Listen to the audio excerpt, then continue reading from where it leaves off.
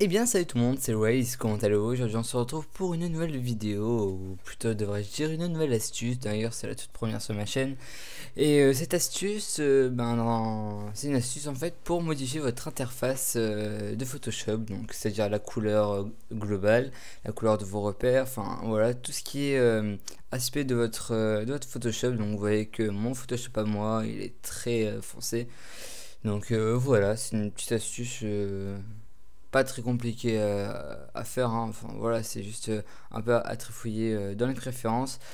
Donc on va commencer. Alors tout d'abord, il faut aller dans les préférences de Photoshop. Donc sur Mac, c'est vous cliquez sur Photoshop et ensuite dans préférences.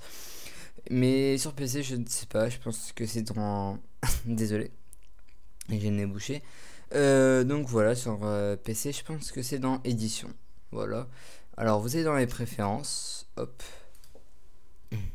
Et ensuite, vous allez dans interface, dans l'onglet interface, et vous aurez ensuite dans la première partie apparence, vous aurez thème de couleur. Ben voilà, ensuite vous réglez, vous voyez que là ça va du plus gris au plus foncé.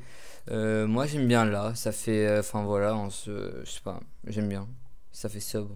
Donc voilà, après vous pouvez mettre en mode Photoshop CS4, enfin voilà, avec le gris, j'aime pas trop, ça fait vieux. Donc voilà, moi je préfère du foncé. Voilà. Ensuite, le mode fenêtre standard, ça j'ai jamais su pour. Enfin, qu'est-ce que ça faisait là? Enfin, mode fenêtre standard, je sais pas qu'est-ce que ça fait. Plein écran, ben noir, plein écran, je sais pas comment on fait plein écran, mais bon. Enfin, je sais pas comment faire. Mais voilà, je pense pas que ça va être utile. Ensuite, voilà, ça c'était pour la couleur globale, donc les contours. Vous voyez que les contours de Photoshop sont assez. Enfin voilà, les couleurs globales, elles sont soit gris clair, soit gris un peu marron, soit noir. Enfin noir, quasi noir. Maintenant pour modifier vos repères, pour les changer de couleur. Donc voilà, j'ai en créé un vite fait. Voilà. Oups, d'ailleurs je vais réduire mon pinceau. Donc voilà, il faut déjà, on crée un repère bien sûr. Tac, voilà, j'ai deux repères. Et pour les modifier, pour les faire changer de couleur, vous appuyez deux fois dessus. Et ensuite, ah bah voilà, sinon dans les préférences, vous allez dans la catégorie repères gris étrange. Et ensuite dans les repères, vous les mettez de la couleur que vous voulez. Donc vert, vous voyez, ça va faire ça. Sinon il y a bleu clair. Moi c'est ce que j'ai mis, il me semble. Ou moi j'ai mis cyan. Moi il me semble que j'ai mis le bleu moyen. Je sais pas. Magenta. Bon bref, on s'en fout. Donc voilà,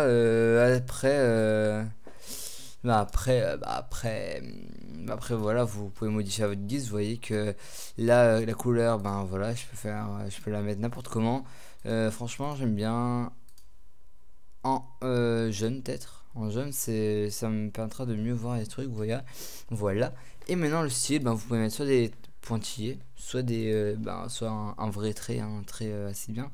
Les repères commentés, j'ai jamais su ce que ça voulait dire. Donc voilà. Et la grille, ben ça franchement, ça sert strictement à rien. Vous voyez que là, vous pouvez mettre la couleur, mais en fait, ça sert à rien. C'est juste, vous voyez là les petits carrés. Ben voilà, ça sert juste à. Par contre, il faut 2 secondes. Tac, bleu. Ben vous voyez, voilà, en fait normalement ça devrait changer, vous voyez là ces petits carrés blancs et gris, ça devrait changer, les mettre en vert ou en bleu, mais voilà, je sais pas pourquoi ça fait comme ça, enfin peut-être pas 8, bon je sais pas, je retourne à les préférences, hop, préférences, repères, voilà, ben là repère, je peux mettre 8, 9, voilà, après ça me quitte, bon bref, de toute façon je pense que hein. Voilà, ben les points, non, on va mettre des traits pointillés, très continus, enfin je sais pas. Voilà, après c'est à vous de modifier. Voilà, après c'est une astuce parmi tant d'autres, hein, pour modifier un peu votre interface Photoshop et aussi un peu pour la rendre plus personnelle. Donc voilà, moi j'espère que ce tutoriel vous aura plu. Aussi je tiens à dire merci aux abonnés qui viennent d'arriver sur ma chaîne via mon précédent tutoriel comment faire une photo manipulation qui a été uploadé sur la FC Tuto FR, enfin ou là Je sais pas. Donc, enfin voilà, je remercie FC Tuto et faire. Moi, je vous dis à très bientôt tout le monde. Ciao.